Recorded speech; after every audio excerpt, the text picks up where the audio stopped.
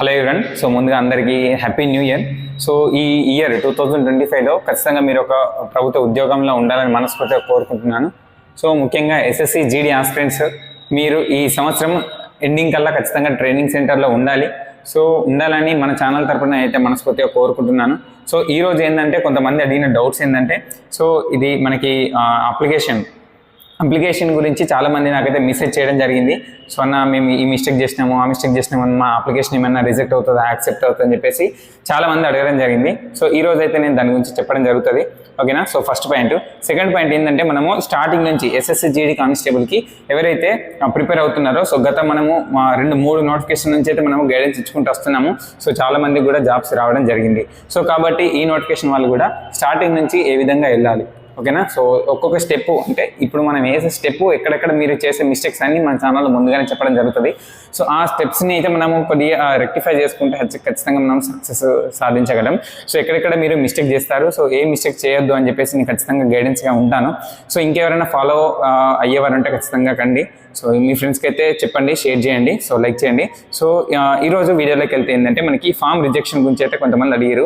So application reject ఏ విధంగా అంటే ఎవరిది అవుతుందన్నా, సో మేము ఈ చిన్న మిస్టేక్ చేసినాము, ఇయర్ తప్పే చేసినాము, సో నేము స్పెల్లింగ్ మిస్టేక్ చేసినాము, మాదేమైనా అవుతుంది అని చెప్పేసి చాలామంది అడిగారు.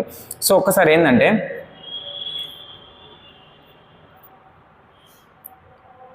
సో ఇది ఏంటంటే మనకి అప్లికేషన్ అయిపోయిన తర్వాత మనకి ఒక 1 month లోపు ఏంటంటే కరెక్షన్ కోసం అనేది మనకి ఒక టైం ఇచ్చేసిండు, అవునా. సో ఆ టైంలో ఏంటంటే కొంతమందికి ఇలా మెసేజ్ వచ్చింది. సో ఏంటిది, dear candidates, your application for constable GD exam 2025 has not been found in order due to photograph of preexisting photograph అని చెప్పేసి, you can correct your application where the window for application for correction is open by the commission from 5/11/2024 అని చెప్పేసి ఈ date వరకు మీరు application correction చేసుకోండి అని చెప్పేసి ఇలా మెసేజ్ వచ్చింది. అంటే నేను చెప్పేది ఏంటంటే, ఇలా ఎవరికైతే మెసేజ్ వచ్చిందో సో వాళ్ళ అప్లికేషన్లో మిస్టేక్ ఉంది, మీరు కరెక్షన్ చేసుకోమని చెప్పేసి వాళ్ళకి ఇంటిమేషన్ ఇచ్చిండు. సో ఎవరికైతే ఈ మెసేజ్ రాలేదో సో వాళ్ళు సేఫ్ జోన్, మీరు ఏం వరి అవ్వాల్సిన అవసరం లేదు. సో మీ అప్లికేషన్ యాక్సెప్ట్ అవుతుంది 100%, మీరు వరి అవ్వాల్సిన అవసరం లేదు. ఎందుకంటే నాకు ఇప్పటికీ చాలా మంది మెసేజ్ చేస్తున్నారు, అన్న నా అప్లికేషన్ యాక్సెప్ట్ అవుతుందా, రిజెక్ట్ అవుతుందా, నాకు భయంగా ఉందని చెప్పేసి ఇప్పటికీ నాకు చాలా మంది మెసేజ్ చేస్తున్నారు. కాబట్టి సో ఎవరికైతే ఇలా స్టార్టింగ్లో మెసేజ్ వచ్చిందో సో వాళ్ళు మాత్రం అయితే ఖచ్చితంగా మీరు అప్లికేషన్లో ఏంది మోడిఫై చేసుకుని ఉంటారు, అంటే కరెక్షన్ చేసుకుని ఉంటారు. సో ఎవరైతే లేదు మీకే సెల్ఫ్గా డౌట్ వచ్చి కూడా కొన్ని రిజెక్షన్ది చేసుకుంటారు, అంటే ఈ మెసేజ్ అందరికి రాకపోవచ్చు. సో ఎవరికైతే డౌట్ ఉందో వాళ్ళు ఖచ్చితంగా మీరు కరెక్షన్ చేసుకుని ఉండొచ్చు. కానీ చిన్న మిస్టేక్స్కి అయితే మీరు వరి అవ్వాల్సిన అవసరం లేదు. కానీ ఏంటంటే నేను ఒకటి చెప్పేది, సో మనము ఈ స్టార్టింగ్ నుంచి మనము ఈ ఎస్ఎస్సి బోర్డుకి ఎక్కడి దగ్గర కూడా మనము చోటు ఇవ్వద్దు. రిజెక్ట్ చేయడానికి లేదంటే డిస్క్వాలిఫై చేయడానికి మనము వాళ్ళకి ఎలాంటి హోప్ కూడా, ఎలాంటి అవకాశం కూడా ఇవ్వకూడదు. అంటే సపోజ్ ఏంటంటే, మన అప్లికేషన్లో చిన్న మిస్టేక్స్ చేసుకోకుండా చేయాలి అని చెప్పేసి స్టార్టింగ్ నుంచి చెప్పినాను. ఎందుకంటే వాళ్ళకి ఏ చిన్న వాళ్ళకి అవకాశం ఇచ్చి కానీ తీసి పడేస్తారు. ఎందుకు వాళ్ళకి ఇంతమందికి ఇప్పుడు దాదాపు మనకి 45 నుంచి 50 లక్షల మందికి ఈ ఎగ్జామ్ కండక్ట్ చేసి ఈవెంట్స్ కండక్ట్ చేయాలంటే వాళ్ళకి పెద్ద తలకే నొప్పి. సో కాబట్టి నేను ఎక్కడెక్కడ ఫిల్టర్ చేయాలా అని చెప్పేసి వాళ్ళు ఫిల్టరేషన్ మీద ఎక్కువ ఫోకస్ చేస్తారనమాట. సో ఫిల్టరేషన్ మీద ఎక్కువ ఫోకస్ చేస్తారు. కాబట్టి అలాంటి ఫిల్టరేషన్ చేసే వాళ్ళకి మనం ఎక్కడ కూడా అవకాశం ఇవ్వకూడదు అని చెప్పేసి నేను స్టార్టింగ్ నుంచి అప్లికేషన్ జాగ్రత్తగా ఉండి చేసుకోండి అని చెప్పేసి అప్పుడు చెప్పినాను. ఎవరైతే మన ఛానల్ ఫాలో అయ్యారో వాళ్ళు అయితే ఖచ్చితంగా మీరు మాడిఫై అంటే కరెక్ట్గా అప్లికేషన్ దగ్గర నుండి చేసుకున్నారు. So okay. ఆ తర్వాత ఏంటంటే CBT 1 గురించి చేద్దాం. సో CBT 1లో కూడా మీరు చేయకూడదు మిస్టేక్స్, ఓకేనా. సో CBT 1లో ఏం లేదు. CBT 1లో మనము ఎగ్జామ్కి వెళ్ళేటప్పుడు ఫస్ట్ మెయిన్ పాయింట్ ఉంటుంది ఏంటంటే, మనం ఒరిజినల్ సర్టిఫికేట్ తీసుకెళ్ళాలి. నేను మళ్ళీ చెప్తాను, ఓకేనా. సో సెకండ్ స్టెప్ అన్నమాట. సో ఈ CBT సెకండ్ స్టెప్ అయితే, PET PFT థర్డ్ స్టెప్ అయితే, మనకి document verification and medical examination third step. ఇక్కడ కూడా జాగ్రత్తగా ఉండాలి. ఫస్ట్ ఏంటంటే మనకి అప్లికేషన్. సో ఫస్ట్ నేను అప్లికేషన్ యాక్సెప్ట్ అవుతుంది మ్యాక్సిమం. సో మీరు అందరిది యాక్సెప్ట్ అవుతుంది కాబట్టి సో మీరు ఆల్మోస్ట్ 10% మీరు క్వాలిఫై అయిపోయారు, సక్సెస్ అయిపోయారు. ఆ తర్వాత CBTకి వస్తారు. CBTలో ఏంటంటే మనము నేను ఇది మళ్ళీ చెప్తాను. సో CBTలో కూడా కొన్ని తీసుకోవాల్సిన జాగ్రత్తలు ఉంటాయి. ఎగ్జామ్కి వెళ్ళేటప్పుడు ఏ విధంగా చేయాలి, సో మనం ఎగ్జామ్ సెంటర్లో ఏ విధంగా పర్ఫామ్ చేయాలని చెప్పేసి నేను ఇంకో వీడియో చేస్తాను. ఆ తర్వాత PET PFT కూడా సో ఏ విధంగా మనము రన్నింగ్ చేసుకోవాలి, ఏ విధంగా చెస్ట్ వాళ్ళు తీసేయడానికి పాసిబుల్ ఉంటుంది, హైట్ ఏ విధంగా మనము తక్కువ ఉన్న వాళ్ళు ఓవర్కమ్ చేసుకోవచ్చు. సో అదేవిధంగా డాక్యుమెంట్ వెరిఫికేషన్లో ఏమేమి డాక్యుమెంట్స్ ముందుగానే తీసుకోవాలి, ఏమేమి డాక్యుమెంట్స్ మనము ఖచ్చితంగా ఉండాలి. అంతే అంతేకాకుండా మనకి మెడికల్ ఎగ్జామినేషన్ కూడా ఏ చిన్న దగ్గర తీసేస్తాడు అని చెప్పేసి ఇలాంటి అన్నీ కూడా మనము ఒక్కొక్క స్టెప్ ఫస్ట్ అయితే వెళ్ళిపోవాలి.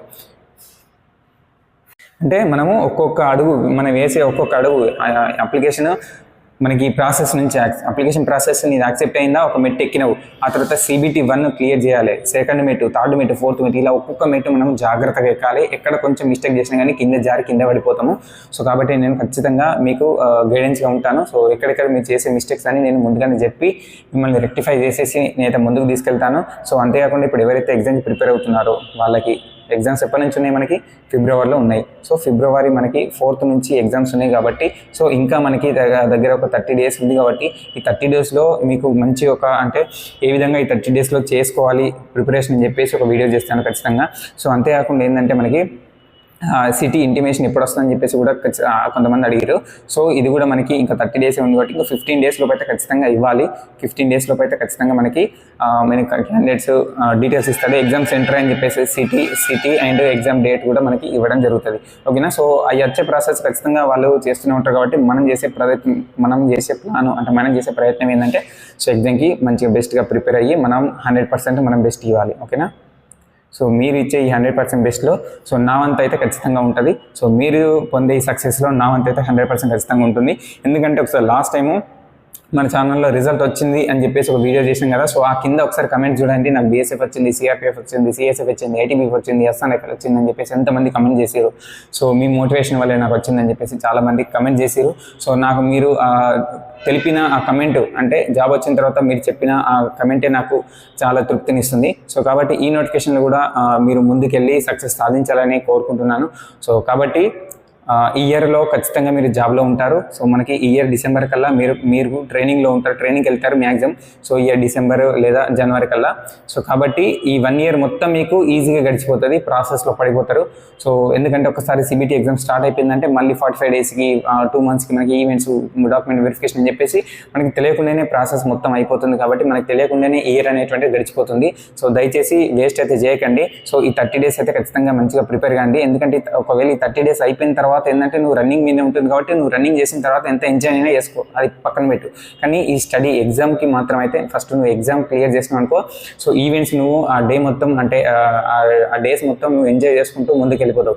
సో కాబట్టి మీరు ఖచ్చితంగా సాధిస్తా అనే నమ్మకం మీలో ఉంటే 100% సక్సెస్ వస్తుంది. ఎందుకంటే ఏదో టైంపాస్గా చేసే వాళ్ళు చాలామంది ఉంటారు. సో వాళ్ళందరినీ లెక్కలోకి తీసుకోకండి. ఓకేనా.